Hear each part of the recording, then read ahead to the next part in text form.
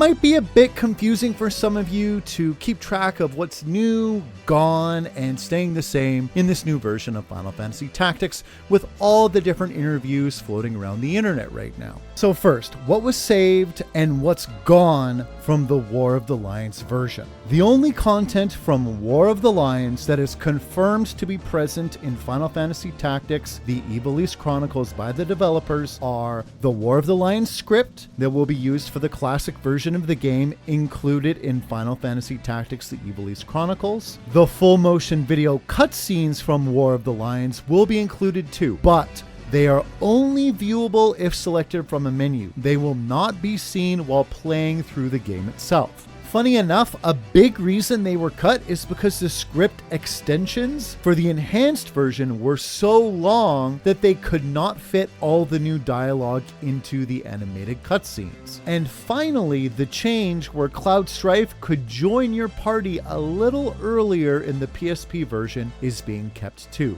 That's all we know that is being kept right now.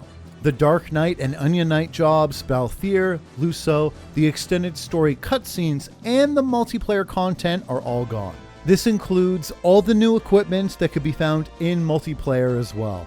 And speaking of equipment, the Genji equipment cannot be stolen from Elmdor in this version. Sorry guys, that was changed. Balance changes to specific characters and classes that were made in the PSP version are unknown whether they will be included or not right now. I believe it is safe to say some balance changes that were in the PSP version may make their way over, as the developers of the Ivalice Chronicles have said there will be certain gameplay changes taking place with some classes.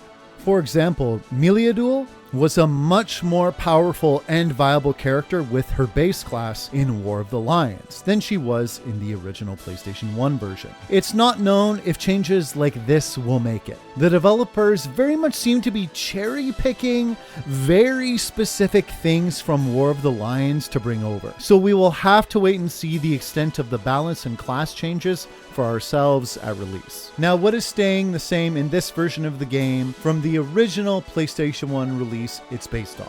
Well, the main story itself, scene for scene, is unchanged. New story scenes will not be added to this game, but there is a catch. More on that in a second. The music is also exactly the same as it was in the original version on the PlayStation 1. The soundtrack has not been changed. Same for the sound effects as far as I know.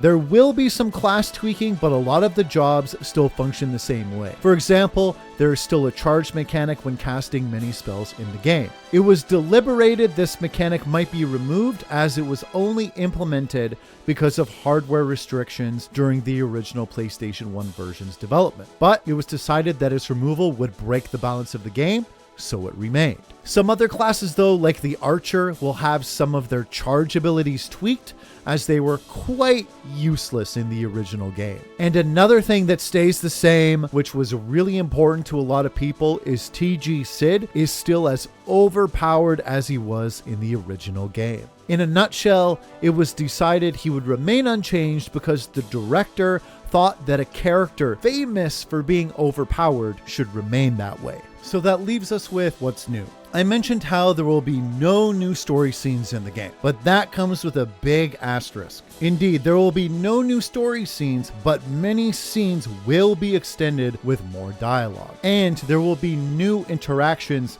between characters during battles. Specifically, characters like Agrias, Mustadio, and Sid, who had lines cut from the original release due to time constraints, will be speaking more. Which is great because I hated how they all but disappeared from the story after they joined.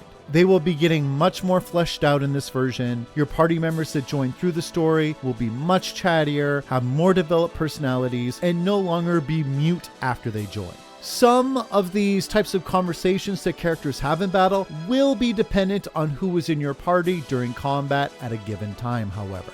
To give you an idea how much script was added to the main scenario, Yasumi Matsuno was asked to give a rough estimate how much larger the story was. And he estimated that the Japanese version has about 60% more characters than the original PlayStation version did. That gave me pause when I read that. That is a massive amount of additional story and dialogue. And this is for the main scenario he is talking about. And it doesn't include, and I quote, system-related text, chanting text, brave stories, sound novels, and movie parts. So while we might not get completely new scenes in this game, many scenes will be extended.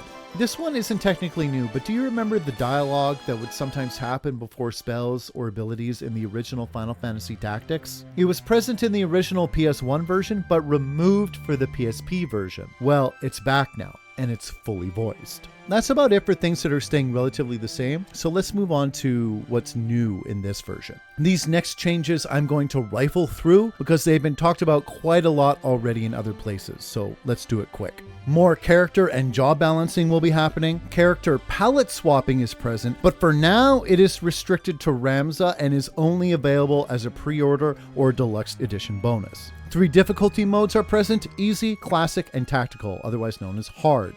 Difficulty can be changed at any time. Full HD visuals with a smoothing of the original pixel graphics has occurred, with only specific parts of the graphics that looked out of place, such as characters' hair and faces, being manually touched up by artists. Fully voiced dialogue, updated UI, expanded field of view options, and expanded camera control and zoom. Performance optimizations and bug fixes. If you wanted to duplicate your items like you could from the original version, chances are you can't in this title, as it was fixed in the War of the Lions PSP release, and it will likely remain fixed here too. Fast forward and autosave mid-battle. Re-edited scripts. The script is getting a lot of additions, but it has also been almost completely rewritten in a lot of ways. And a big reason why that is because of the full voice acting. Writing for the spoken word is very different, so changes had to be made to account for that. A mechanic that allows you to check at a glance what equipment is sold in which town